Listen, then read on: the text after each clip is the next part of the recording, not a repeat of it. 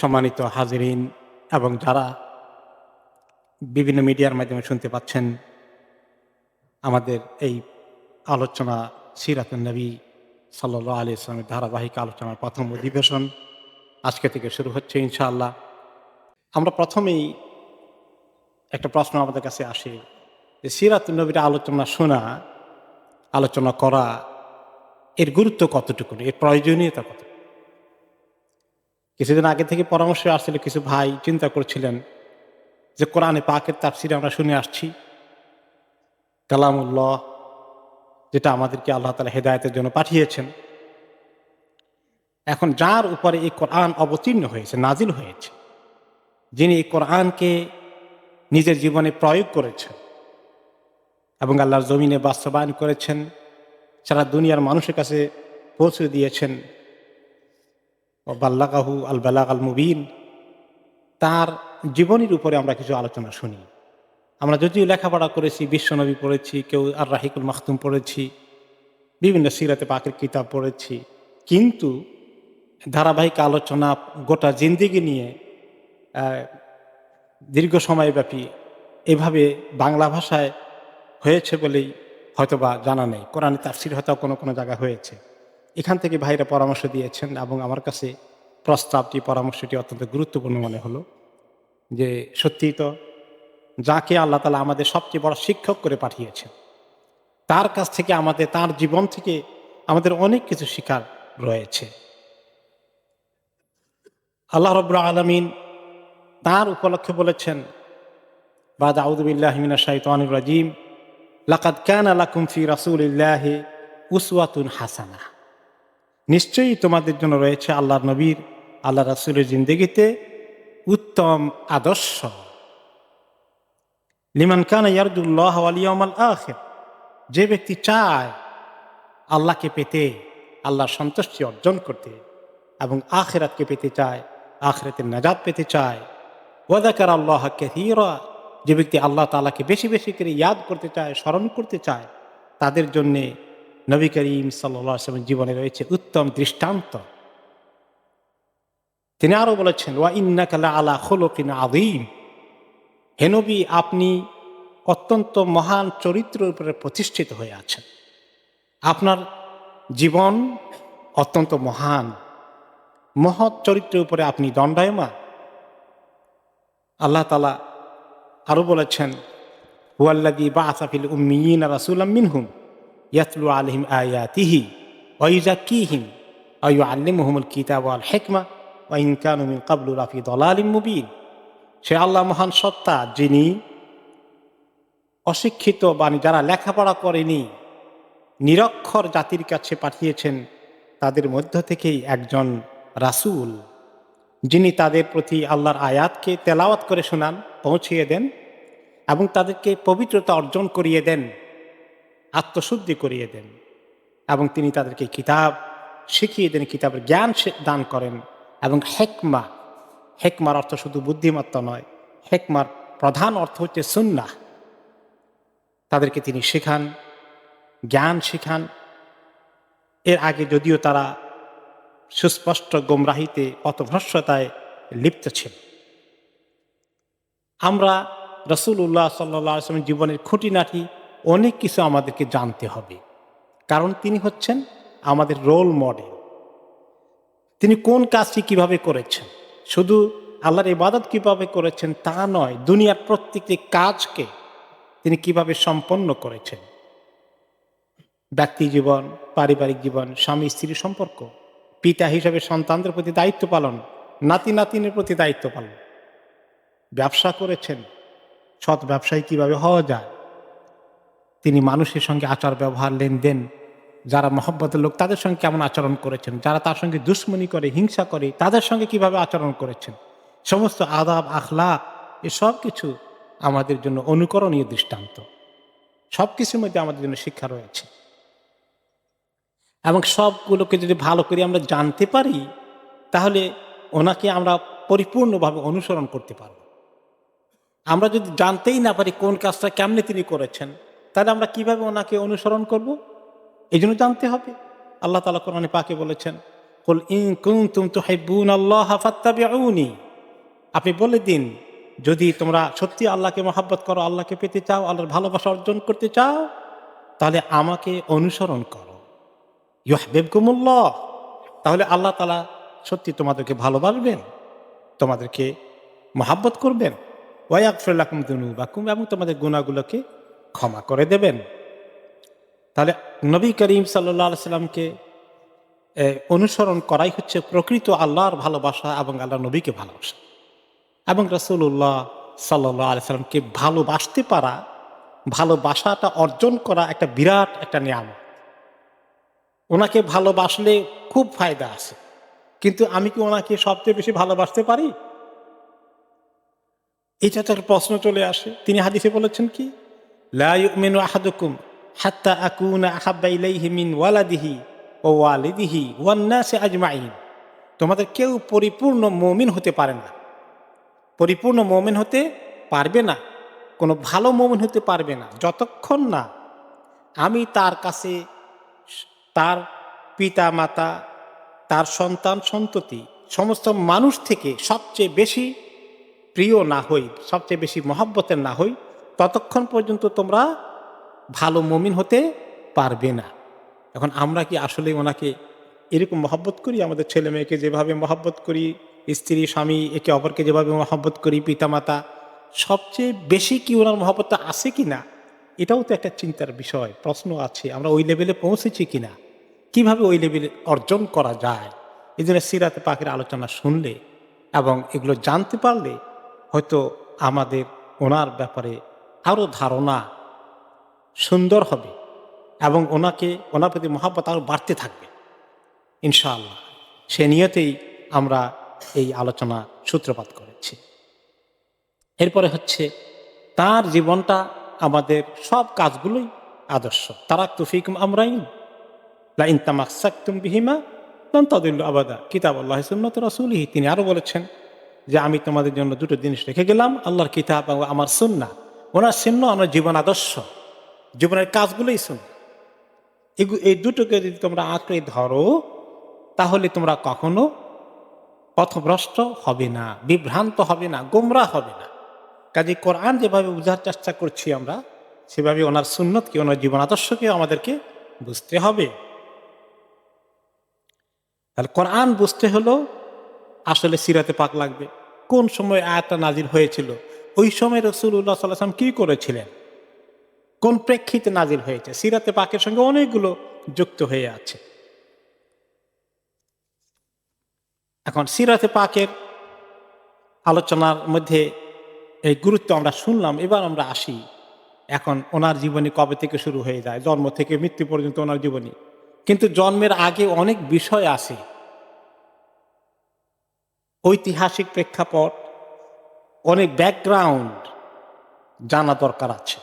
ভূমিকা হিসাবে কয়েকটি সেশনে আমাদেরকে জানতে হবে কিভাবে, কোন প্রেক্ষিতে, কোন কারণে আল্লাহ তাআলা ওনাকে পাঠালেন, কেন আরব দেশকে আল্লাহ তাআলা চুজ করলেন,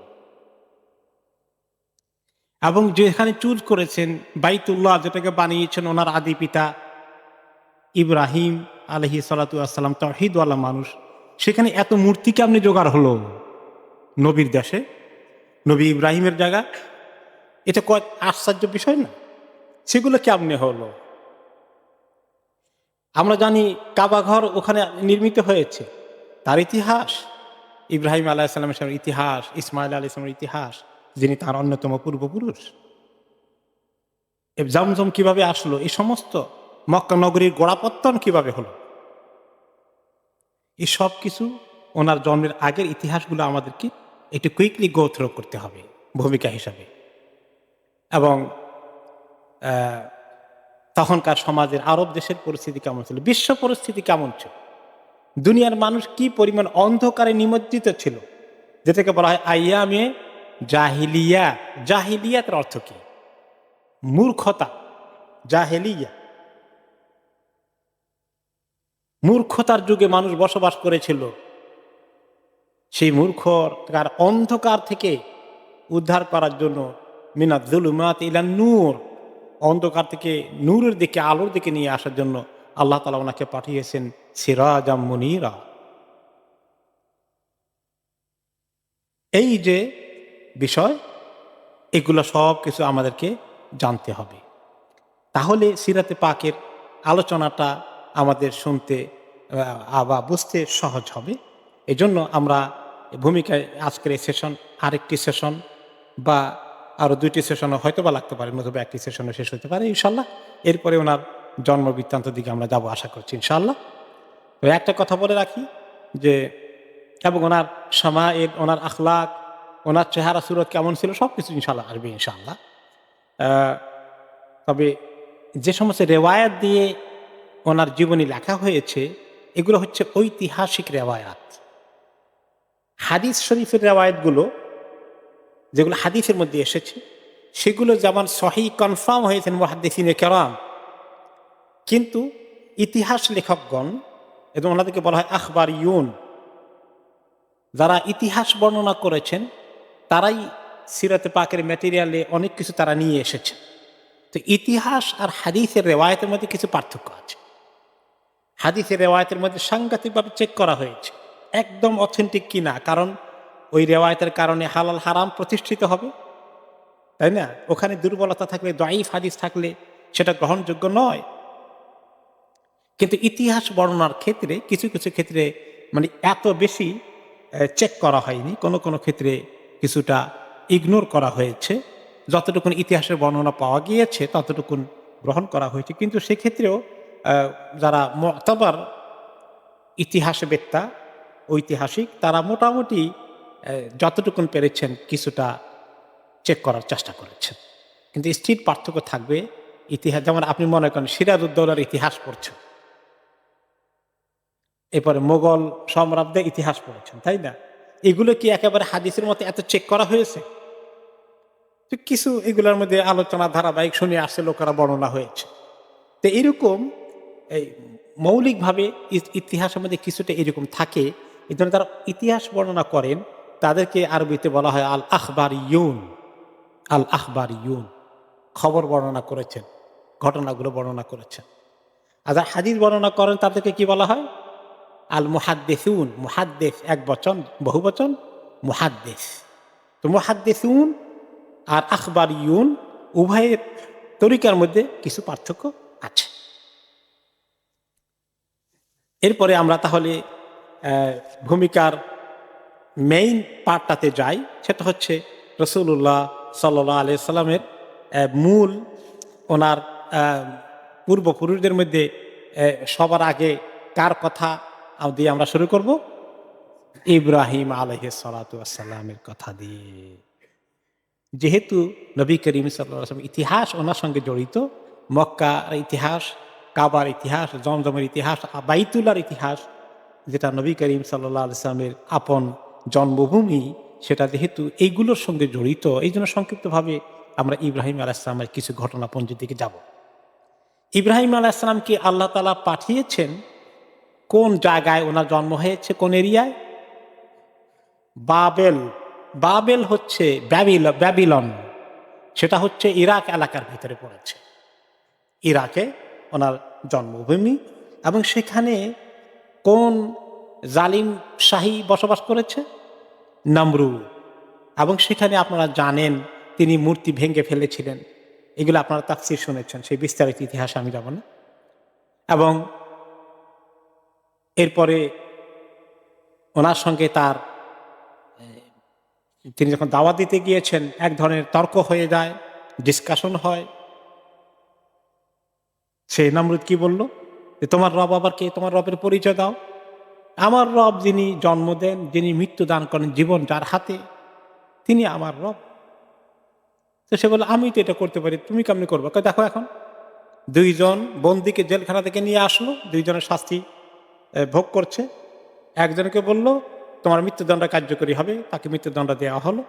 আর একজনকে বললো ইউ আর ফ্রি, তুমি যাও। বলে দেখো এই যে আমি জীবন দিলাম, জীবন আমি বাঁচানোর মালিক, আমি মৃত্যুদানের মালিক, দেখলা তো? তো এটা অথর্বের মতো কথা। তার নিজের নমরুদের জীবন তো তার হাতে নাই, কার হাতে? আল্লাহর হাতে। তারপরে তিনি একটা যুক্তি দিলেন যে ঠিক আছে, যুক্তি নিয়ে এসেছে, সে যেরকম একটা আমার সামনে ঘটিয়ে দিল, আমি এইরকমই একটা জিনিস দিয়ে তাকে আমি যুক্তি পেশ করি। তিনি বললেন যে আমার রব তো ইয়াতি বিশ্বামসি মিনাল মাশরিকি ফাতি বিহা মিনাল মাগরিব, আমার রব তো পূর্ব দিক থেকে সূর্যকে নিয়ে আসেন প্রতিদিন সকালে উঠে।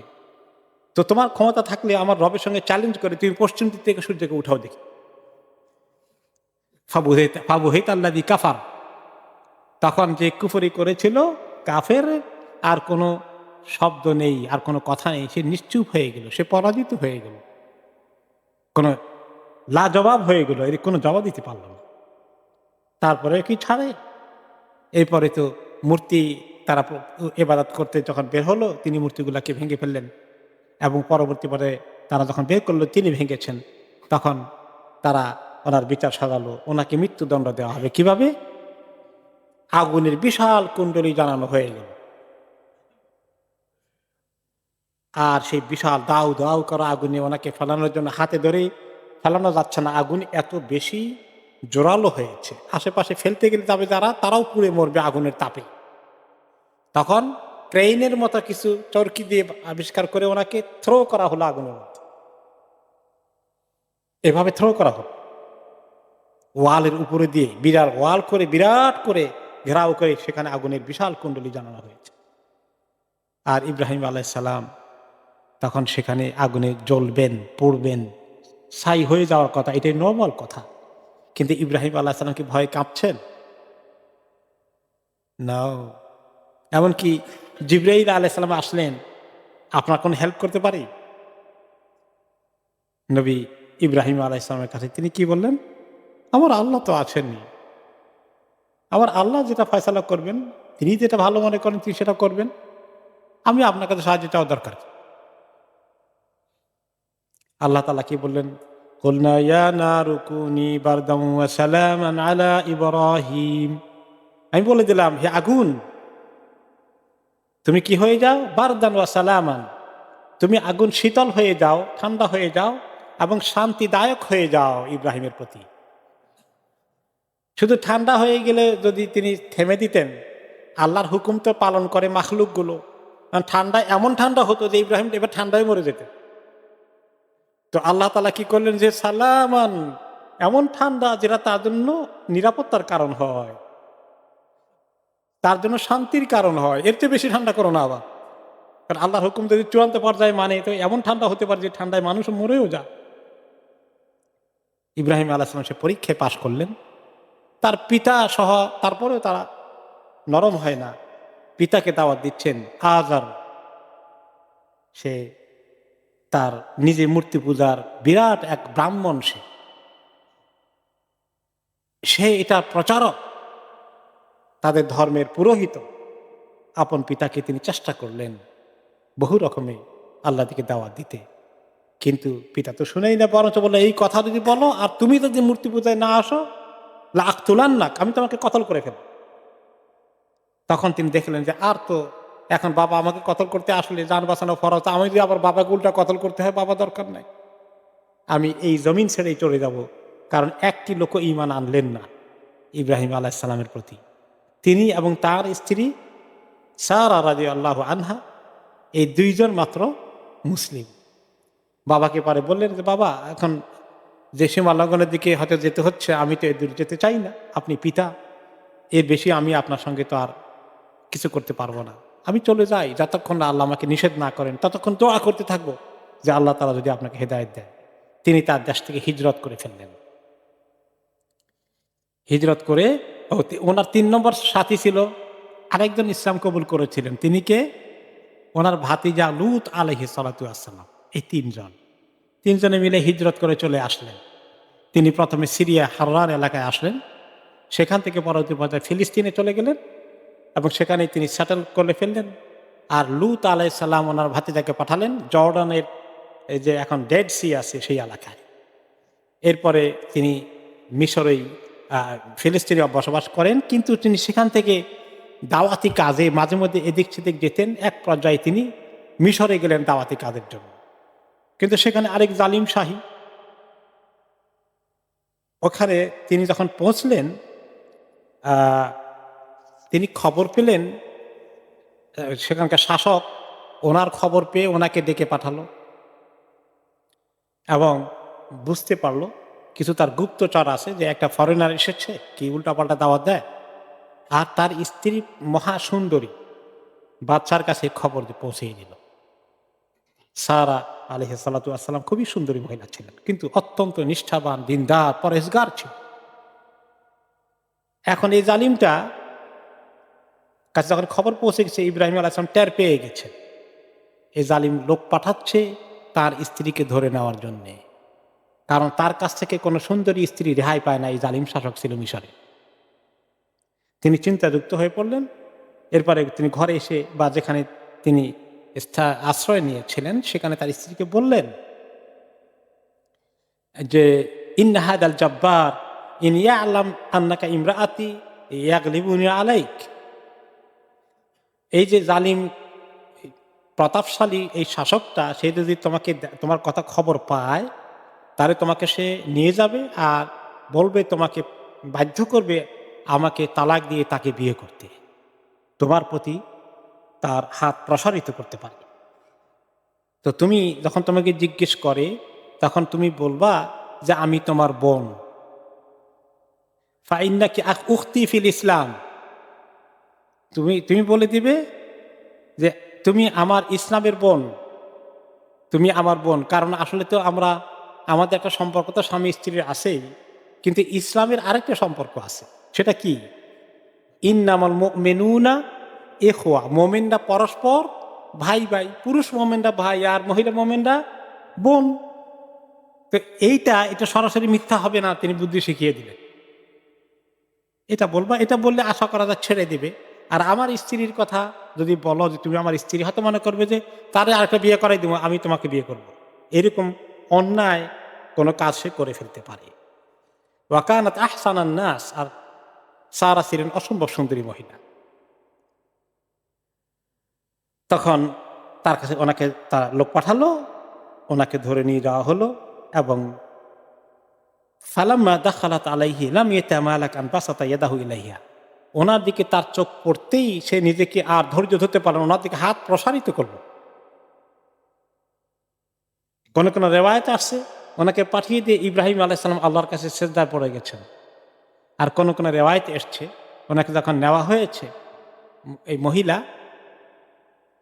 সারা আলাইহিস সালাতু ওয়াস সালাম, তিনি প্রথমে উজু করে নিয়ে, সে আসার আগে, তার সঙ্গে সাক্ষাতের আগেই তিনি আল্লাহর কাছে উজু করে নামাজ পড়ে আল্লাহর কাছে অনেকক্ষণ দরখাস্ত করেছেন যে আল্লাহ, আমার সতীত্বকে আমি হেফাজত করেছিলাম স্বামীর কাছে ছাড়া কারো কাছে আমার শরীরকে আমি অর্পণ করিনি, আল্লাহ তুমি আমার সতীত্বের হেফাজত করো। যখন এই দুষ্ট লোকটি তার কাছে হাত প্রসারিত করলো ওনার গায়ে টাচ করার জন্যে, তখন ফাকুবিদাত ইয়াদাহু কাবদাতান শাদীদা, তার হাতের মধ্যে আল্লাহ তাআলা এমনভাবে এরকম করে শক্ত করে দিলেন তার হাতটাকে, আর এমন ব্যথায় এসে গেল, মনে হয় যেন কারেন্টের শক দিলে যেরকম হয়, প্রচন্ড চিৎকার করে উঠল সে। তার এটা এমনভাবে শক হয়ে গেল এখানে, এটার ব্যথা এখন তার জান যায়, হাতকে সে নাড়াচাড়া করতে পারছে না। কবদাতান শাদীদা, শক্ত করে তার হাতকে মনে হয় মুচকে দেওয়ার মতো হয়ে গেল। ফাকাল লাহা উদঈল্লাহা আন ইউতলিকা ইয়াদি ফালাকিল্লাহ আল্লাহ আদুররাক, বলে, এখন সে বলে, এই মহিলা তুমি আল্লাহর কাছে দোয়া করো, আল্লাহর কাছে দোয়া করো, আল্লাহ আমার হাতটা ঠিক করে দিক, আল্লাহর কসম আমি তোমাকে কোনো কিছু করবো না। তিনি দোয়া করলেন যে আল্লাহ তাকে ছেড়ে দেন। তারপরে হাত ঠিক হওয়ার পরে জালিম আবার হাত বাড়িয়েছে। আবার তখন এরকম তার হাত মানে প্রচন্ড ব্যথা করে হাতকে ধরা হয়েছে, শক্ত করে মুচকি দেওয়ার অবস্থা, চিৎকার করছে। আবার একই কথা বলল, তুমি দোয়া করো আল্লাহর কাছে, আল্লাহ আমার হাতটাকে ঠিক করে দিন, আমি তোমার কোনো ক্ষতি করব না। এইভাবে পরপর 3 বার করলো জালিমটা, কথা রাখলো না। তৃতীয়বার সে টের পেয়েছে যে এটা তো অসম্ভব। তখন সে তার লোকদেরকে ডাকলো, বললো, ইন্নাকা ইন্নামা জিতানি বিশাইতান, শয়তান একটাকে নিয়ে আসছো, আমার তো অবস্থা কাহিল, জলদি করে বের করে নিয়ে যাও। এটা কোন কোন রেওয়ায়েতে আসছে, ওকে। আবার কোন কোন রেওয়ায়েতে আসছে যে সহিহ বুখারী রেওয়ায়েতে আসছে, ইব্রাহিম আলাইহিস সালামকে যখন নিয়ে গেল ধরে, অনেকে সহ উনি আসেন, ইব্রাহিমকে আগে নিয়ে গেছেন বাদশাহ, বলে যে ওই মহিলা কে তোমার সাথে? বলে সেটা তো আমার বোন। তো পরে তিনি আবার যখন স্ত্রীর কাছে আসলেন বলছে যে আমি তো বলে দিছি তুমি আমার বোন, খবরদার তুমি আবার উল্টাপাল্টা কিছু বলো না। তুমি আসলে আমার বোন, কারণ দিনই বোন। তুমি আর আমি ছাড়া দুনিয়া আর কোনো মুসলিম নেই। আমরা ইন্নামাল মুমিনুনা ইখওয়াতুন মতো। এরপরে তিনি গেলেন, ওনাকে নিয়ে যাওয়া হলো। যখন সেই রেওয়ায়তে আসে, বুখারী রেওয়ায়েতে, যে শুধু হাত নয়, তার গোটা বডি জমিনের মধ্যে পড়ে অবশ হয়ে গেল। সে আর নড়াচড়াই করতে পারছে না। তখন সারা রাদিয়াল্লাহু আনহা আল্লাহ তাআলার কাছে দোয়া করলেন, আল্লাহ এই জালিমকে আপনি যদি হায়াত ফেরত না দেন, তার লোকজন মনে করবে আমি আপনার তাকে বোধহয় মেরেই ফেলছি, পরে তো তারা আমাকে শেষ করে ফেলবে। আল্লাহ আপনি তাকে ফেরত দেন। এভাবে করে করে তো তারপরে শেষ পর্যন্ত উনি মুক্তি পেলেন। আহ, এমনকি ওই জালিম কোনো কোনো রাতে আসছে যে সে ওনার সঙ্গে একটা কৃত দাসী দিয়ে দিলেন। যে সে প্রথমে শয়তান বললো, পরে আর বলে যে না, মহিলা তো বোধ হয় শয়তান না, বরঞ্চ মহিলা এক অসম্ভব কোনো কামেল ওয়ালি আল্লাহ, ওয়ালিয়াতুল্লাহ, এরকম কিছু হবে। তো তার ভিতরে এরকম একটা রেসপেক্ট চলে আসলো। সর্বশেষে তিনি তাকে তার বাছাই করা একটা কৃতদাসী সাথে দিলেন, যে এই খাদেমা নিয়ে যা তোমার সারা জীবন খেদমত করবে। কোন কোন রেওয়ায়তে আসছে এমনকি স্বয়ং তার মেয়েও নাকি ছিল, এটা তার নিজের মেয়ে ছিল নাকি, কোন কোন রেওয়ায়তে আসছে। যাই হোক, পরবর্তী পর্যায়ে তিনি তাকে নিয়ে আসলেন। এই এই হলেন যে কৃতদাসী দান করেছিল, অথবা ওই জালিম বাদশাহের মেয়ে, তার নাম হচ্ছে হাজের, তাকে আমরা হাজেরা বলে, হাজেরা বিবি বলি, আসলে নাম হলো হাজের তার নাম। একে এখন এই হাদেরকে নিয়ে আসলেন। এরপরে তিনি সেখান থেকে, মিশর থেকে আবার ফিলিস্তিনে চলে আসলেন। ওনার মূল কেন্দ্রভূমি, নবুয়ত প্রচারের কাজ তিনি ফিলিস্তিনে করেছিলেন, সেখানেই তিনি আবার নিয়ে আসলেন। ইতিমধ্যে ওনার এই দাসীকে আহ, ওনার বিবি সারা ওনাকে অ্যালাউ করলেন, ওনার মালিকানায় দিয়ে দিলেন। আর ওই জমানায় যদি কেউ কৃত দাসীর মালিক হন, মনিব হন, তাহলে আল্লাহ এটা অ্যালাউ করেছিলেন যে সে তার মতো সঙ্গে স্ত্রীর মতো শারীরিক মিলামিশা করতে পারবে, এবং তিনিই করতে পারবেন, আর কেউ করতে পারবেন না, মানে স্ত্রীর মর্যাদার কাছাকাছি। এইরকম তিনি তার সঙ্গে যখন সম্পর্ক রাখলেন। আর সারা ছিলেন নিঃসন্তান মহিলা, বহুদিন থেকে ওনার সন্তান হচ্ছিল না। আর সেই নিয়তেই সারা চিন্তা করলেন, আমার তো সন্তান হয় না, এই মহিলাকে যদি ওনার সঙ্গে আমি দাম্পত্য জীবনের মতো ব্যবহার করতে অ্যালাউ করি, তাহলে আল্লাহ কোনো সন্তান দিলে তো আমাদের সন্তান হয়ে যাবে। তখনই আল্লাহ তাআলা ওনাকে এই সন্তান দিলেন। তখন বয়স কত? ৮০ বছর ইব্রাহিম আলাইহিস সালামের বয়স।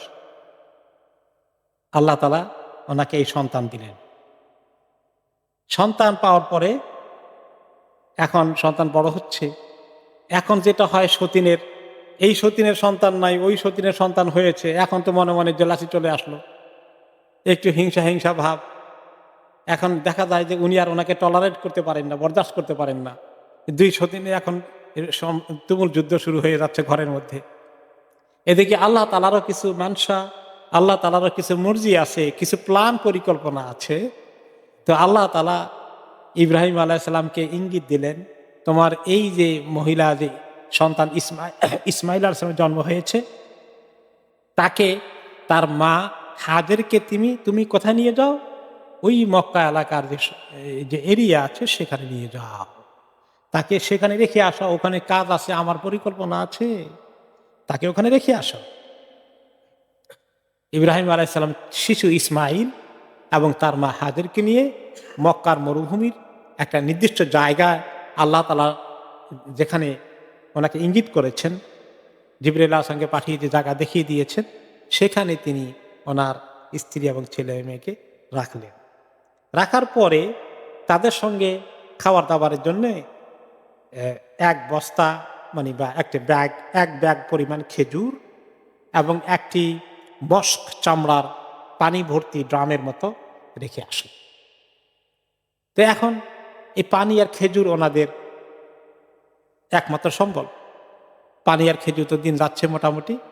আস্তে আস্তে যখন পানি সেরে ফুরিয়ে গেল, তখন তো কষ্ট শুরু হয়েছে। তার আগে ইব্রাহিম আলাইহিস সালাম রেখে, সুম্মা কাফা ইব্রাহিম মুনতালিকান, ইব্রাহিম আলাইহিস সালাম তাদেরকে রেখে তিনি এখন চলে যাচ্ছেন।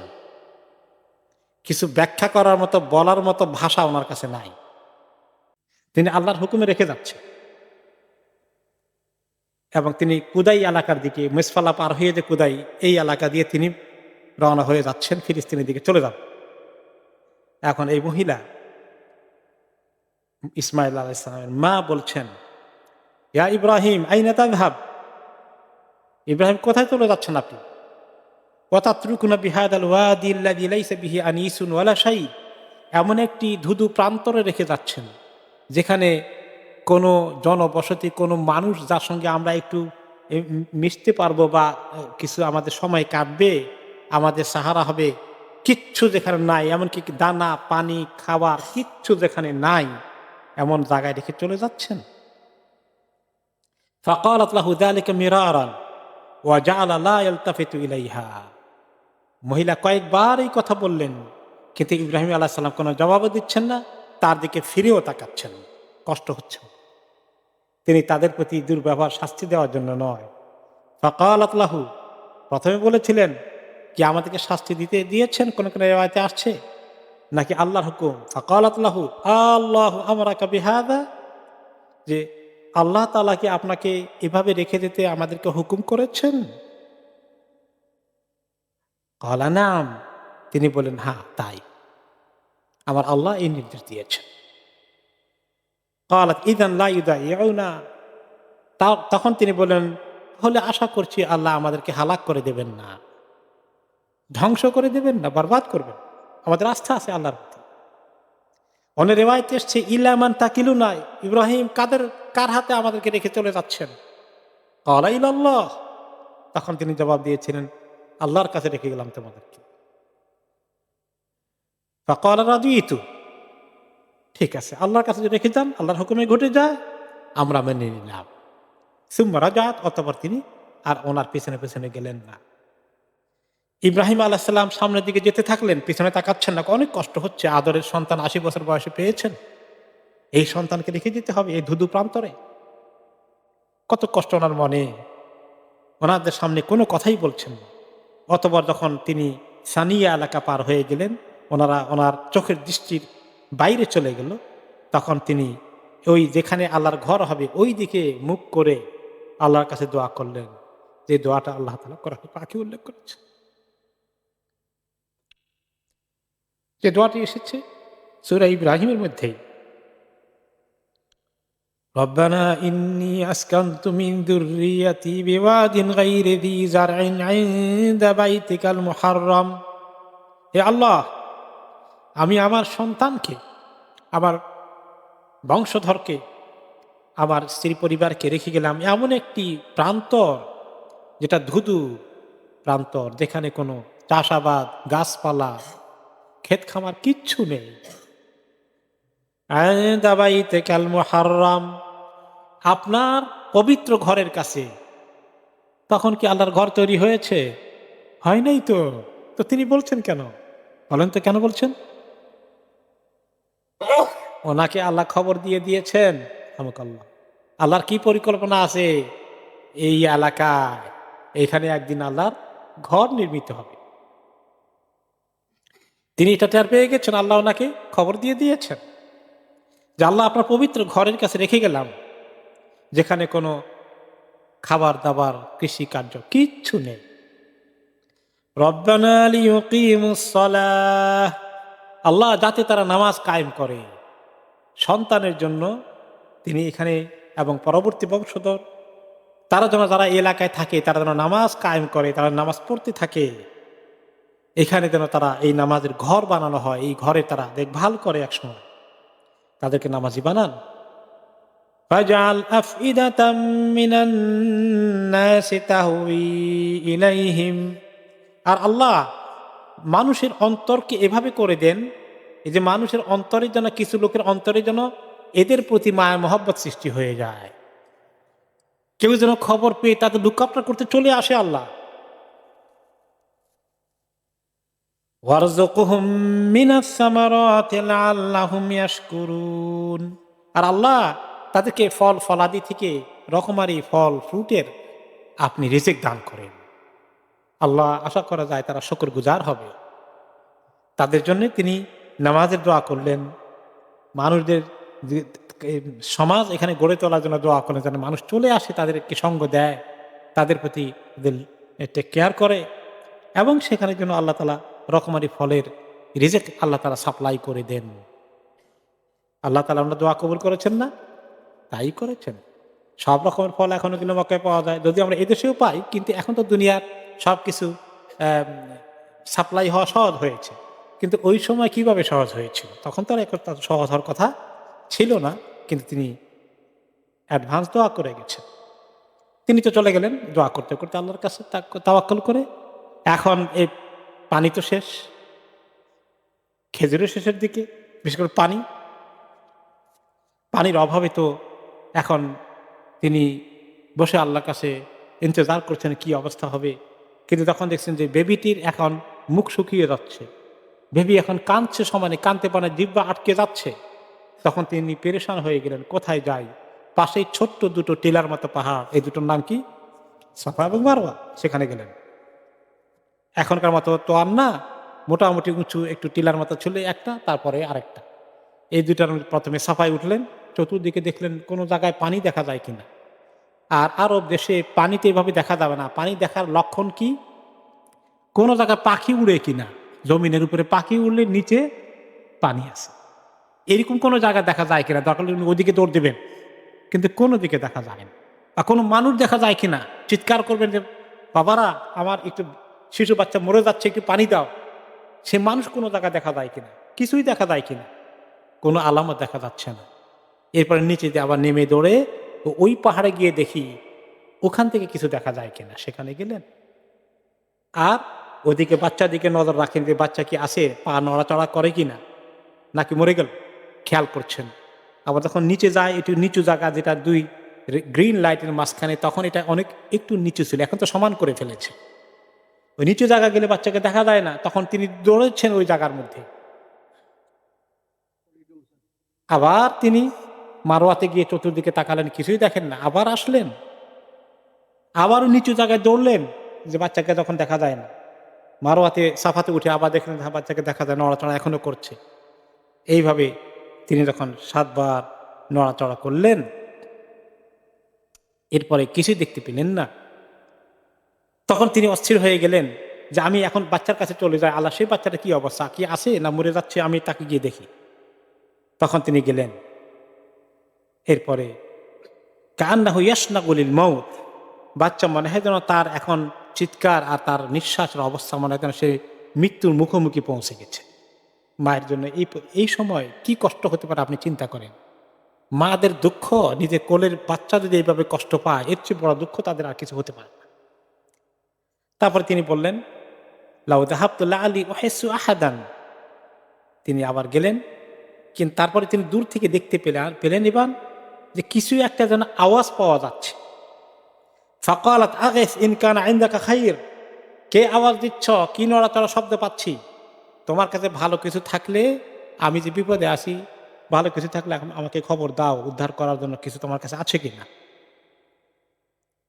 তখন উনি এই জায়গায় যখন আসলেন বাচ্চার কাছে, তখনই দেখেন যে সেখানে কিছু একটা আওয়াজ পাওয়া যাচ্ছে। দেখেন নাই তিনি, কিন্তু আওয়াজ পাচ্ছেন। বলে যে তুমি কে? আওয়াজ পাচ্ছি, নড়াচড়া পাচ্ছি, তোমার কাছে ভালো খবর থাকলে একটু হেল্প করো আমাদেরকে। তারপরে তিনি জমিনের মধ্যে ওনার পাখা দিয়ে একটু সামান্য খোদাই মতো করলেন, আর ওই সময়ে জমিন থেকে ফাম্বাসাকাল মা, ও পানি, নিচে থেকে পানি উঠে আসলো। এবং নবী করিম সাল্লাল্লাহু আলাইহি সাল্লাম বলেন যে ফাযাহাবাত উম্মু ইসমাঈল ফাজআলাত তাহফিরু, উম্মু ইসমাইলের মা কি করলেন, যে পানি যে উঠছে, পানি যাতে চলে না যায়, হারিয়ে না যায়, চতুর্দিকে গিয়ে নষ্ট না হয়ে যায়, উম্মু ইসমাইল একটু ঘের বানালেন, বাঁধের মতো করলেন, ঘেরাও দিলেন, যে এতটুকু জায়গায় পানিটা যেন টিকে থাকে, তা না হলে পানিতে চলে যাবে, হারিয়ে যাবে, শুকিয়ে যাবে। তো রাসূলুল্লাহ সাল্লাল্লাহু আলাইহি ওয়াসাল্লাম বলেন, ইসমাইলের মাকে আল্লাহ রহম করুন, তিনি যদি এইরকম না করে আরো ছেড়ে দিতেন, তাহলে জমজম আরো বিশাল হয়ে যেত। তিনি তো ঘেরাও দিয়ে ছোট করে ফেলেছিলেন। এটাও আল্লাহ তাআলার কুদরত আর কি। আল্লাহ তাআলা এতটুকুনি চেয়েছেন, লাউ তারাকাত জামজাম আও লাউ তাগরিফ মিনাল মা লাকান জামজাম আইনান মাঈনান। তিনি জমজমকে এতটুকু সীমাবদ্ধ না করে ফেললে জমজম বিরাট একটা বড় ঝর্ণাধারা এবং বড় পানির একটা আধার অনেক বড় হয়ে যেত। এরপরে তিনি পানি নিজে পান করলেন, বাচ্চাকে পান করালেন। এরপরে আলহামদুলিল্লাহ আল্লাহ তাআলা ওনাকে শান্তি দিলেন। এখন তিনি এই অবস্থায় আছেন। আর তখন দেখা গেল যে পানির সন্ধান পেয়ে ওই মুহূর্তেই হয়তো বা না কিছুক্ষণ পরে অথবা পরের দিন, সেটা টাইম এভাবে দিনক্ষণ আসে নাই, যে ওই জায়গা থেকে একটু দূর দিয়ে ইয়ামান থেকে জোরহম কবিলার একটি দল, কারণ কবিলা লোকেরা তখন আরব দেশে তারা সেটেল হতো না এক জায়গায় পার্মানেন্টলি। এখন আমাদের দেশে যাযাবর যারা আছে বেদুইন, আমাদের দেশে কি বলে এদেরকে, বেদেদেরকে বলে, বেদেরা আসলে বেদুইন থেকে আসছে, মানে শব্দটা ওইখান থেকে এসছে। তারা এক জায়গা থেকে আরেক জায়গায় তাদের গরু ছাগল নিয়ে চলে যায়, আর আশেপাশে কোন জায়গায় পানি আছে যখন তারা সফর করতে করতে দেখে যে কোনো জায়গায় পাখি উড়ে কিনা, তখন তারা দেখলো যে অমুক জায়গায় এই জমজমের উপরে পাখি উড়ছে। তখন তারা বেশ দূরে ছিল, একদম পাশে না। তখন তারা সেখান থেকে তাদের একজন বা দুইজনকে পাঠালো যে যাও তো দেখি ওইখানে পাখি উড়ে পানির কোনো সন্তান আছে কিনা। এই জায়গা দিয়ে তো আমরা অনেকবার আসা যাওয়া করেছি, কোনোদিন তো এখানে পাখি উঠতে দেখিনি, দিস টাইম এবারে পাখি উঠতে দেখা যাচ্ছে, তাহলে তো নিশ্চয়ই পানির সন্তান আছে কিনা। দুইজনকে পাঠানো হলো, তারা আসলো। এসে তারা দুইজন বলল, এই আতাযানিনি লানা আন নানজিলা ইনদাক, পাখি পানি তারা নিয়ে গেলো। এরপর গিয়ে খবর দিল, ওখান থেকে তারা তাদের দলের কয়েকজন আসলো, এসে বলল যে এখানে পানি তো বোধহয় আপনার কারণে এসেছে, এটা তো অস্বাভাবিক বিষয়, এখানে পানি থাকার কথা ছিল না, এখানে কুয়া কিভাবে আসলো? নিশ্চয়ই আপনি এক মহৎ ব্যক্তিত্ব, আপনি একলা আছেন বাচ্চা নিয়ে। এবং তারা কিছু আলাপ আলোচনা খোঁজখবর নিয়ে বলে, আপনি পারমিশন দিলে আমরা কি করব, আপনার এখানে আশেপাশে আমরা বাড়িঘর করে এখানে থাকার ব্যবস্থা করব, আপনাকে একলা আর কষ্ট করতে হবে না। ওই যে ইব্রাহিম আলাইহিস সালাম দোয়া করেছিলেন না, আল্লাহ লোকদের দিলকে তাদের দিকে নিয়ে আসেন। তারা তখন এই জুরহুম কবিরা লোকেরা সেখানে সেটেল হয়ে গেল। এবং এক পর্যায়ে ইব্রাহিম আলাইহিস সালাম বড় হয়েছেন, এবং বড় হওয়ার পরে ওনারা যখন টিনএজারের বিগিনিংয়ে আছেন, তখন কি ঘটনা ঘটলো? কোরবানির ঘটনা আসলো, তাই না? মনে আছে? এই কোরবানির ঘটনায় আল্লাহ রাব্বুল আলামিন ইব্রাহিম আলাইহিস সালামকে আরেক বড় পরীক্ষায় পার করলেন। সেখানে তিনি ওই ঘটনা আমরা শুনেছি, রিপিট করতে চাই না। তারপরে এভাবে তিনি টাইম টু টাইম বারে বারে দেখতে এসেছেন তার ছেলেকে, তার বিবিকে, বা হাজেরা রাদিয়াল্লাহু আনহাকে। এক পর্যায়ে ওনার আম্মা ইসমাইল আলাইহিস সালাম আম্মা ইন্তেকাল করে ফেললেন। এরপরে ইব্রাহিম আলাইহিস সালাম, ইসমাইল আলাইহিস সালাম বড় হয়েছেন, এবং সেই জুরহুম কবিলা যারা ইয়ামান থেকে এসেছিল, যেখানে সেটেল হয়েছিল ওনাদের পাশে, তারা এক পর্যায়ে তাদের একটা মেয়েকে উনি বালেগ হওয়ার পরে সময় মতো বিয়ে করিয়ে দিলেন। তিনি বিয়ে করলেন, মোটামুটি সংসার চলছে। এবং ইব্রাহিম আলাইহিস সালাম এসেছিলেন বেড়াতে, দেখতে যে তার পরিবার তো, তার স্ত্রী তো ইন্তেকাল করেছেন, আর ছেলেটা আছে কি অবস্থা আছে দেখে আসি, খোঁজ খবর নিতে আসছিলেন। কি হলো? এসে দেখেন যে ইসমাইল বাড়িতে নাই, আছে শুধু তার স্ত্রী। তো তিনি পরিচয় দেন নাই, বললেন যে আমি দূর থেকে আসছি, একজন মানুষ তোমাদের খোঁজ খবর নিতে, তোমরা ভালো আছে কিনা, তোমার স্বামী কই, কোথায় গিয়েছে? বাইরে কাজে গিয়েছে। তো কখন আসবে? আসবে তো এরকম অনেক সময় দেরি হবে। তো তোমাদের সংসার কেমন চলে? ঠিকঠাক আছে সব কিছু? ওকে ওকে। তখন বলেন যে ফাকালাত নাহনু বাশার নাহনু ফি দীকিনা শিদ্দাহ ফাশাকাত ইলাইহি।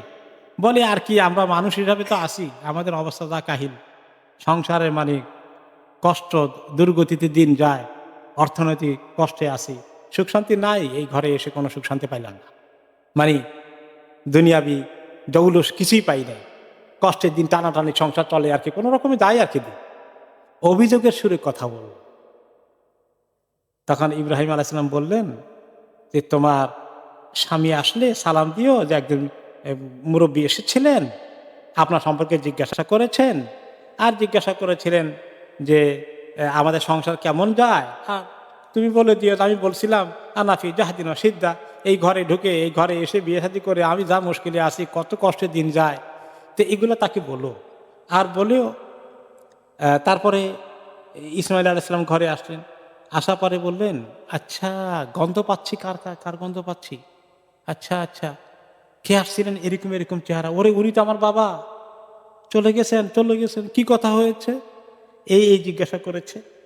তুমি কি উত্তর দিয়েছ? আমি উত্তর দিয়েছি যে আপনার ঘরে তো মানে অভাব অনটন লেগেই আছে, এগুলো বলছিলাম আর কি।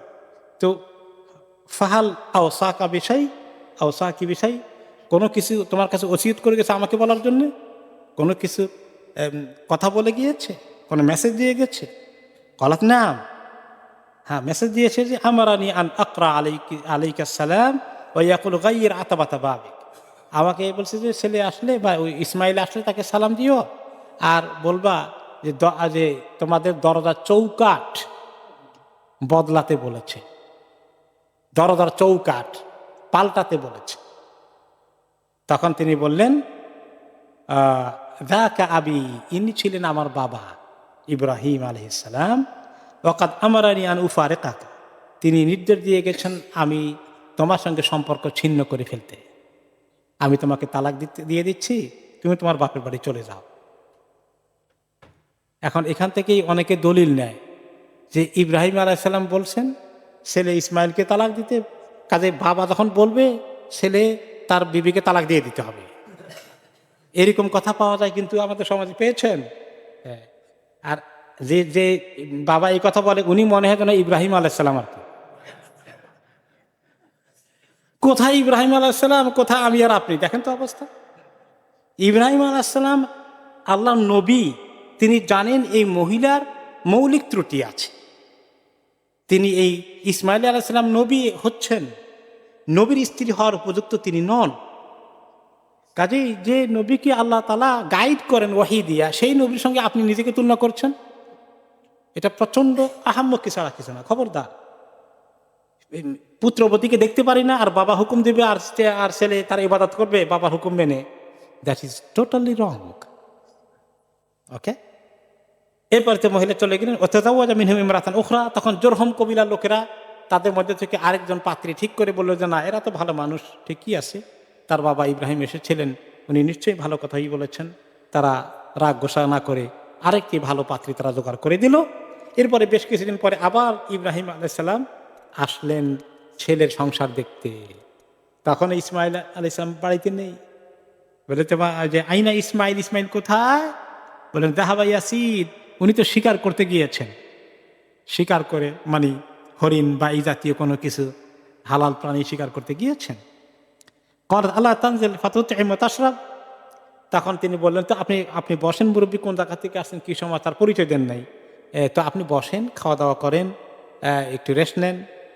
তখন তিনি জিজ্ঞেস করলেন ইব্রাহিম আলাইহিস সালাম, ওমা তো আমুকুম ওমা শরাবুকুম, আমাকে খানা পিনা খাবার খাইতে বললা, পান করতে বললা, মা তোমাদের খাবার কি কি খাও আর পানীয় কি কি কি কি জিনিস পান করো এখানে?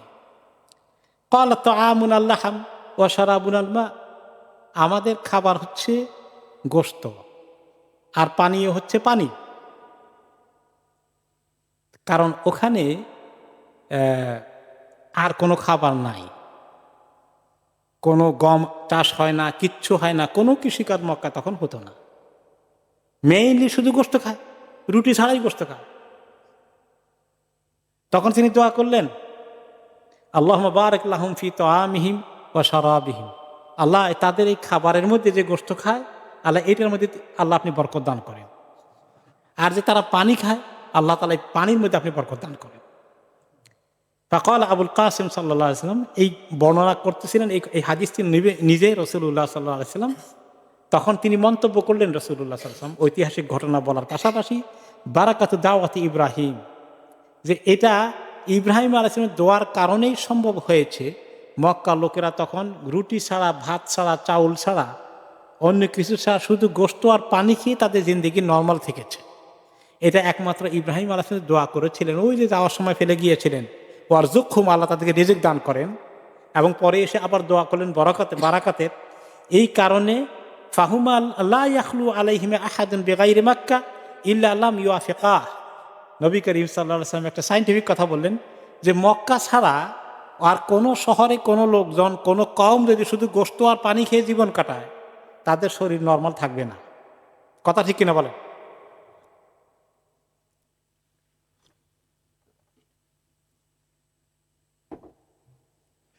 তো এই কথাই ঠিক। তাহলে মক্কার গোশত মধ্যে তিনি দোয়া করে কিন্তু সেটা ইব্রাহিম আলাইহিসসালাম পর্যন্ত টিকে থাকবে না। অনেক ওলামায়ে কেরাম বলেছেন মক্কা শহরে ওখানকার লোকাল গোশত যদি আপনি খান, ছাগল, ভেড়ি অথবা দুম্বা, এগুলোর গোশত এত হার্মফুল হবে না। কারণ ওই যে ইব্রাহিম আলাইহিস সালাম দোয়া করে গেছেন, বারাকাল্লাহু ফি বারাকাল্লাহুম আল্লাহুম্মা বারিক লাহুম ফি তাআমিহিম ওয়া শারাবিহিম। এদের গোশত এই এবং পানির জন্য দোয়া করেছে। এই জন্য মক্কায় হজে ওমরায় গেলে কিছু গোশত খেয়ে নিলে আশা করা যায় কম ক্ষতি হবে। জানি না সায়েন্টিফিক্যালি কতটুকু টিকবে, কিন্তু this is the opinion of some scholars. Okay, এরপর নবী করিম সাল্লাল্লাহু আলাইহি ওয়াসাল্লাম বলেন ওয়ালাম ইয়াকুন লাহুম ইয়াওমা ইদিন হাব্বুন, যে ওই সময় মক্কায় কোনো দানা ছিল না। দানা বলতে কোনো বীজ দানা, শস্য দানা, ধান, চাল, গম এইরকম কোনো বীজ জাতীয় কিছু ছিল না। লাউকান আল্লাহুম হাব্বুন দা আলাহুম ফিহি, এরকম কিছু থাকলে তিনি অবশ্য দোয়া মিস করাতেন না, সেটার জন্য দোয়া করতেন। ছিল না, কি দোয়া করবেন? যেগুলো আছে ওগুলোর জন্য বরকতের দোয়া করেছেন। অতঃপর তিনি জিজ্ঞেস করলেন ওয়াসআলাহা আন আইশিহিম ওয়া হাইয়াতিহিম, তাদের দিন কেমন যাচ্ছে, সংসার কেমন যাচ্ছে, খোঁজ খবর নিলেন। ঠিক আছে মা, তুমি এ ঘরে তোমার সুখ শান্তি আছে কিনা, মোটামুটি তুমি হ্যাপি আছো কিনা? তখন মহিলা বললেন নাহনু বিখাইরিন ওয়া সাআতিন ওয়া আসনাত আলাল্লাহ, বলে আলহামদুলিল্লাহ, অনেক খায়ের মধ্যে আছে, অনেক ভালো অবস্থায় আছে, আমাদের কোনো অভাব অনটন নাই। এবং অনেক আল্লাহ তাআলার প্রশংসা করলেন, অনেক আলহামদুলিল্লাহ অনেকবার বললেন মহিলা। তখন তিনি বললেন যখন তোমার স্বামী আসে বলবা, তাকে সালাম দিবা আর বলবা যে তার ঘরের চৌকার যেন ঠিক মতো রেখে দেয়। ইসমাইল আলাইহিস সালাম যখন আসলেন, হাল আতাকুম মিন আহাদ, কেউ আসছিল নাকি? ওই যে গন্ধটা পান, আসছিল তো এরকম মুরব্বি, এরকম এরকম এরকম, কি কথা বলেছে, এই কথা বলেছে, তুমি কি বলেছি, তারপরে কি ওসিয়ত করে গেছে, কিছু বলছে আপনাকে বলতে, আপনি ঘরের চৌকা ঠিক আছে রেখে দেওয়ার জন্য। তখন বললেন ওকে, সালাম দেওয়ার পরে এটা বলছে, আচ্ছা আচ্ছা আচ্ছা, যাকা আবি, তিনি আমার পিতা, ওকে, ওয়ান্তিল আতবা, তুমি আমার দরজার চৌকাঠ, ও আমার আনি আন উমসিকাকা, আমাকে বলে দিয়েছেন আমি যেন তোমাকে সুন্দর করে দাম্পত্য জীবনে অটুট রাখি, বজায় রাখি তোমার সাথে। তারপরে তিনি চলে গেলেন। এরপরে আবার আরেকটু সময় আসলো, আরেক সময় আসার পরে বেশ কিছুবার আবার আসলেন। তখন ইসমাইল আলাইহিস সালাম মোটামুটি সুঠাম দেহের অধিকারী, ওনার কৈশোর পেরিয়ে, যৌবনের পেরিয়ে এবার তিনি মোটামুটি সুস্থ দেহের কর্মী হিসাবে ওনার জীবন গড়ে উঠেছে। এই সময় আসলেন, এসে তখন ইসমাইল আলাইহিস সালাম ইয়ে করছেন, বসে একটা গাছের নিচে বসে বসে ওনার ওই বর্ষা, তীর এগুলাকে ঠিক করছেন, কারণ শিকার করতে যাবেন, ওইটাই মেনলি ওনাদের খাবার দাবারের ইয়ে। এই সময় ওই একটা গাছের নিচে বসে তিনি ঠিক করছিলেন।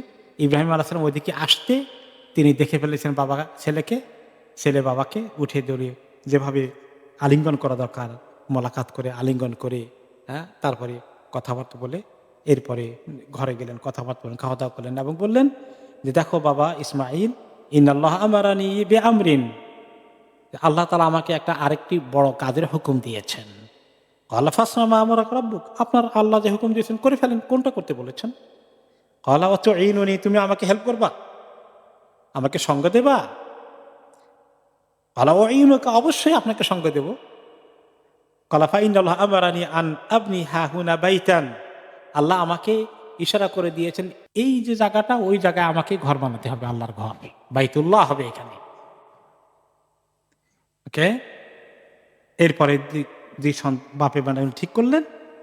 ইসমাইল আলাইহিস সালাম একটু দূরে পাহাড় আছে, যে পাহাড়টা এখন পর্যন্ত শেষ হয়ে গেল, যেটাকে বলা হয় জাবালে মাক্কা, সেটা সম্ভবত এখন নিউ এক্সটেনশন যেটা হয়েছে, কিং আবদুল্লাহ এক্সটেনশন, ওই জায়গার আশেপাশে ছোট্ট একটু টিলা মতো, ওখানে স্পেশাল টাইপের পাহাড় পাথর ছিল, সেগুলোকে খণ্ড খণ্ড করে কাঁধে করে নিয়ে আসতেন ইসমাইল আলাইহিস সালাম, আর ওনার বাবা এটাকে ফিট করেছেন। ওয়াইদ ইয়ারফাউ ইব্রাহিমুল কাওয়াইদা মিনাল বাইত ওয়া ইসমাঈল, সে কথা আল্লাহ তাআলা কোরআনে পাকে বলেছেন। ইব্রাহিম যখন কাবা ঘরের নির্মাণ কাজের গাঁথনি দিয়ে উঠানো শুরু করে দিয়েছিলেন আর ইসমাইল মিলে, তখন তারা কোন কথা বলেছিলেন? রব্বানা তাকাব্বাল মিন্না ইন্নাকা আনতাস সামিউল আলিম, হে আল্লাহ আমাদের আপনার এই ঘর বানানোর কাজটাকে আপনি কবুল করে নেন। আল্লাহ আপনি জানেন আমরা কি বলছি, আর আপনি জানেন আমাদের অন্তরে কি আছে। আমরা এই ঘরের প্রতিষ্ঠাতা হয়ে বড় নেম অ্যান্ড ফেম, এবং আমরা দুনিয়ার মধ্যে আমাদের নাম সবাই উচ্চারণ করবে এমন কোনো আকাঙ্ক্ষা নিয়ে আমরা এখানে আসিনি। আমরা শুধুমাত্র আপনার এই ঘরে নির্মাণ করছি আপনার হুকুম কার্যকরী করার জন্য। সুন্দর একটি ঘর হবে, মানুষ আল্লাহর ইবাদত করবে, এই নিয়তে করছি। আল্লাহ আপনি আমাদের এই কাজকে কবুল করুন। আমাদের নিয়ত কদ্দুর খাঁটি আছে না মানে ভেজাল আছে সেটাও তো আল্লাহ আপনি জানেন। কাজে আমরা দরখাস্ত দিচ্ছি, আপনি আমাদেরকে কবুল করেন। এরপরে আসলো যে ইব্রাহিম আলাইসাল্লামের ঘরের কাজ সম্পন্ন হয়ে গেল। এই ঘর কমপ্লিট হওয়ার পরে আল্লাহ তাআলা ওনাকে অর্ডার দিলেন, ওয়াদিন বিন্নাসিল হাজ্জি ইয়াতুকা রিজালা ওয়া আলা কুল্লি দামিরিন ইয়াতিনা মিন কুল্লি ফাজ্জিন আমিক। এই এবার অর্ডার করে দাও হে ইব্রাহিম, সমস্ত মানুষের কাছে তুমি ফরমান পৌঁছিয়ে দাও। তিনি চিৎকার করে আওয়াজ করে দিলেন যে আল্লাহ রাব্বুল আলামিন যাদের সামর্থ্য আছে মুসলিম, তাদের প্রতি এই নির্মিত হওয়া এই ঘরের হজ আল্লাহ তাআলা জীবনে একবার ফরজ করে দিয়েছেন। তিনি অ্যানাউন্স করে দিয়েছিলেন। সেই অ্যানাউন্সমেন্ট দুনিয়ার আনাচে কানাচে পৌঁছে দেওয়া হয়েছিল তখন তারা জীবিত ছিল। আর পরবর্তী নবীদের মাধ্যমে আমাদের কাছে সে আল্লাহর ঘরের হজ ফরজ করার খবর আল্লাহ তাআলা বারে বারে সহ নবীদের মাধ্যমে দান করেছেন। এরপরে ইব্রাহিম আলাইহিস সালাম চলে গিয়েছেন, তিনি আবার ফিলিস্তিনে ফেরত গিয়েছেন। ওখানে ওনার ইন্তেকাল হয়েছে এবং পরবর্তী পর্যায়ে ইসমাইল আলাইহিস সালামকে আল্লাহ তাআলা নবুয়ত দান করেন এবং তিনি এই মক্কা শহরে এই জুরহুম কবিলার লোকজন যারা ছিল, ওনার শ্বশুরবাড়ির কবিলার গোষ্ঠী, সবাইকে নিয়ে তিনি মক্কা শহরে শান্তিপূর্ণভাবে তিনি বসবাস করেছেন এবং তিনি সেখানে যতদিন আল্লাহ তাআলা হায়াত দিয়েছে ততদিন তিনি সেখানে থাকলেন। এরপরে ওনার জন্ম যখন হয়, ওনার জন্মের প্রায় 13 বৎসর পরে আল্লাহ তাআলা ওই সারার ঘরে একটি সন্তান দিলেন বুড়ো বয়সে। ওই বুড়ো বয়সের সন্তানটাই ছিল সারাটা 80 বছর বয়সে, যেটা তাই না, সেই সন্তান ছিল ইসহাক আলাইহিস সালাতু ওয়াস সালাম। ইসহাক আলাইহিস সালাম পরবর্তী সন্তান যিনি সারার ঘরে আসেন। আর প্রথম সন্তান হচ্ছেন ইসমাইল আলাইহিস সালাতু ওয়াস সালাম। ইসমাইল আলাইহিস সালাম ওনার ঘরে আল্লাহ তাআলা মক্কাতে প্রায় 12 জন সন্তান দিয়েছিলেন।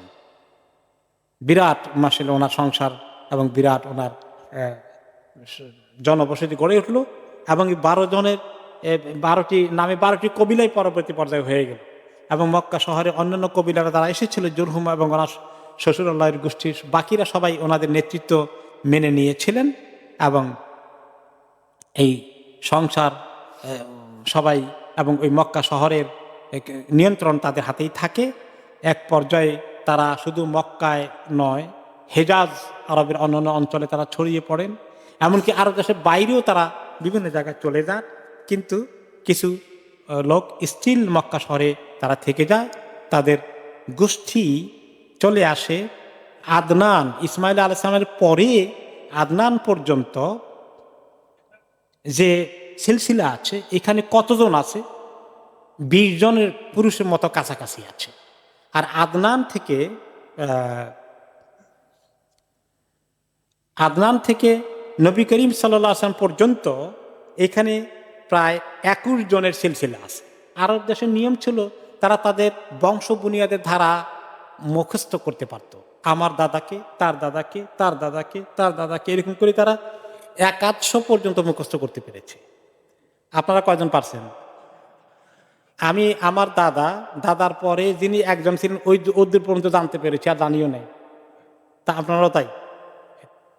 আরবরা এরকম 100 তাদের মুখস্থ আছে। স্বয়ং নবী করিম সাল্লাল্লাহু আলাইহি সাল্লামের কাছে যে সিলসিলা ছিল ওনার বংশের, তিনি মুখস্থ করেছেন, তিনি পেরেছেন এবং তিনি একমাত্র আদনান পর্যন্ত বলেছেন সাহাবীদেরকে। তিনি বলেছেন যে ওয়াকাদ আরাদানা নবী সাল্লাল্লাহু আলাইহি ওয়াসাল্লাম কানা ইযা ইনতাসাবা ফাবালাগা আদনান, তিনি যখন ওনার বংশের ধারা মুখস্থ করে বলতেন, আদনান পর্যন্ত যেতেন আর গিয়ে বলতেন ওয়াকুল কাযাবান নাসাবুনা ফালা ইয়াতাজাওয়াজুহু, যে ওই আদনানের উপরে ইসমাইল পর্যন্ত যেটা গেছে, এখানে রেওয়ায়তের মধ্যে কোনো সহি রেওয়ায়ত নাই, ওনার কাছে নাই। অনেক মিথ্যাবাদী লোকরা আজে বাজে অনেক কিছু যোগ করেছে, কাজেই উদ্দূর পর্যন্ত উনি আর পৌঁছতে পারেননি। তাহলে উনি থেকে আদনান পর্যন্ত 21তম, আর কোন কোন রেওয়ায়তে আসছে যে ইসমাইল আলাইসাল্লাম ছিলেন 40তম আর ইব্রাহিম আলাইসাল্লাম হয়ে গেছেন 41তম। কিন্তু এগুলোর সঠিক তত্ত্ব কনফার্ম না, শুধুমাত্র আদনান পর্যন্ত কনফার্ম। এরপরে আমরা আসি লাস্ট ওয়ান, আজকে আমরা এখানে শেষ করব। সেখানে ওনার বংশধারার আদনানের পরে আসতে আসতে ওনার দাদা ছিল দাদার দাদা ছিল আব্দুল মান্নাফ, আব্দুল মান্নাফের পরে ছিল হাশেম, পরদাদার উপরে হাশেম, হাশেমের পরে হাশেমের ছেলে হচ্ছে আপনার আব্দুল মুত্তালিব, আব্দুল মুত্তালিবের ছেলে হচ্ছে আবদুল্লাহ, আবদুল্লাহর ছেলে হচ্ছেন মুহাম্মদ সাল্লাল্লাহু আলাইহি ওয়াসাল্লাম। ওকে, তিনি এই কথাটা একটা হাদিসে বলেছেন যে ইন্নাল্লাহ ইসতাফা মিন ওয়ালাদি ইব্রাহিম ইসমাইল, ইব্রাহিম আলাইহিস সালামের সন্তানদের মধ্যে থেকে আমার ধারা, আমার সিলসিলা আল্লাহ বাছাই করার জন্য ইসমাইলকে বাছাই করেছেন, ইসহাককে না। অতঃপর মিন ওয়ালাদি ইসমাইল কেনানা, ইসমাইলের অনেক 12 জনের মধ্যে যে কেনানার ওই সন্তানকে বাছাই করেছেন। আর কেনানা থেকে, কেনানার গোষ্ঠী তো জ্ঞাতি গোষ্ঠী অনেক শাখা প্রশাখা বেরিয়েছে, সেখান থেকে তিনি কোরাইশ নামে একজন ছিল, তার নামে পরবর্তী কোরাইশ কবিলা হয়, এটাকে বাছাই করেছেন। এবং কোরাইশ ছিল আরবের মধ্যে সবচেয়ে সম্মানিত শরীফ বংশ। ওয়াস্তাফা মিন কোরাইশ বনি হাশেম, আবার কোরাইশের মধ্যে কতগুলো উপগোত্র আছে, এখানের মধ্যে আবার সবচেয়ে সম্মানিত ছিল বনি হাশেম। আল্লাহ তাআলা আমাকে বনি হাশেমের জন্য চুজ করেছেন, সেই বংশে দিয়েছেন। ওয়াস্তাফা মিন বনি হাশেম ওয়াস্তাফা নিয়ে, আর বনি হাশেমের যত লোক ছিল সবার থেকে আল্লাহ তাআলা আমাকে বাছাই করেছেন নবুয়ত দেওয়ার জন্য।